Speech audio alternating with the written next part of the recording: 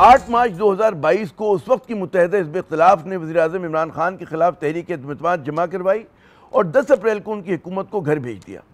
8 مارچ 2022 اور 8 دسمبر 2025 کے درمیان 3 برس 8 ماہ کا فاصلہ ہے۔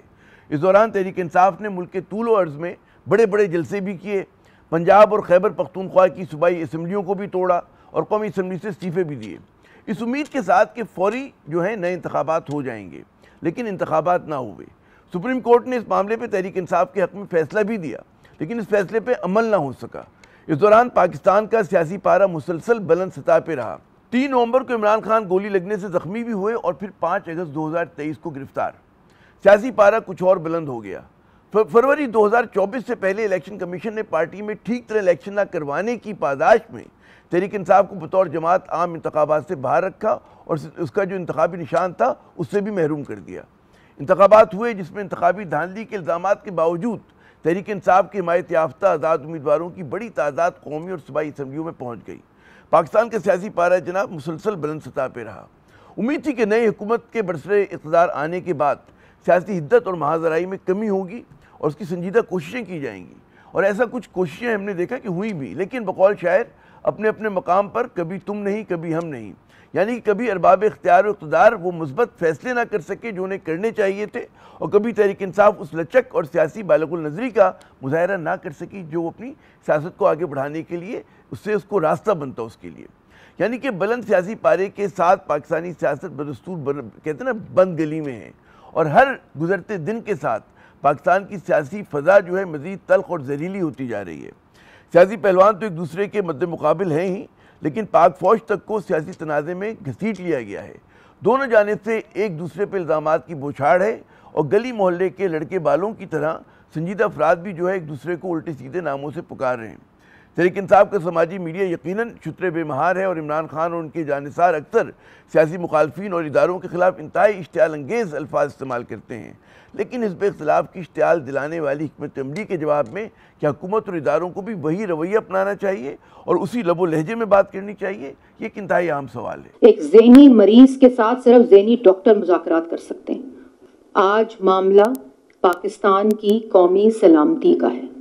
جو اس لائن کو کراس کرے گا اس کے لیے وہی سزا ہوگی جو آئین میں درج ہے۔ تنقید آپ ایک ادارے پر اور اس کے سربراہ پہ کرتے ہیں، یہ اب برداشت نہیں ہوگی۔ اسی پی ٹی آئی کو کئی دفعہ پارلیمنٹ میں بات چیت کی دعوت دی گئی۔ اس طرح کے لوگوں کو بات چیت کی دعوت دینے پر آج ہمیں شرمندگی ہو رہی ہے، جو اس لائق نہیں۔ تو جناب یہ تیور ہیں، لیکن اہم نقطہ یہ ہے کہ حزب اختلاف جذباتی تانہ زنی کے علاوہ کچھ اور کر نہیں سکتی، لیکن حکومت اور اداروں کو کیا جذبات کی رو میں بہنا چاہیے؟ کیا ان کے پاس اور طریقے نہیں ہیں کہ جنہیں استعمال کر کے وہ محاذرائی کی شدت میں کمی لا سکیں؟ اس پر غور کرنے کی ضرورت ہے۔ اس وقت صورتحال یہ ہے کہ عمران خان کی ایکس پر آخری پوسٹ پر حکومت اور D G I S P R کا شدید رد عمل آیا۔ عمران خان سے ملاقاتوں پر پابندی سے لے کر خیبر پختونخوا جہاں ان کی پارٹی کی حکومت ہے وہاں گورنر راج کی باتیں ہو رہی ہیں۔ تمام تر اشارے یہی ہیں کہ تحریک انصاف اور اس کی قیادت پر دباؤ کی شدت میں مزید اضافہ ہوگا، یعنی کہ سیاسی پارہ مزید بلند ہو سکتا ہے۔ کیا یہ صورتحال پاکستان کے حق میں ہے؟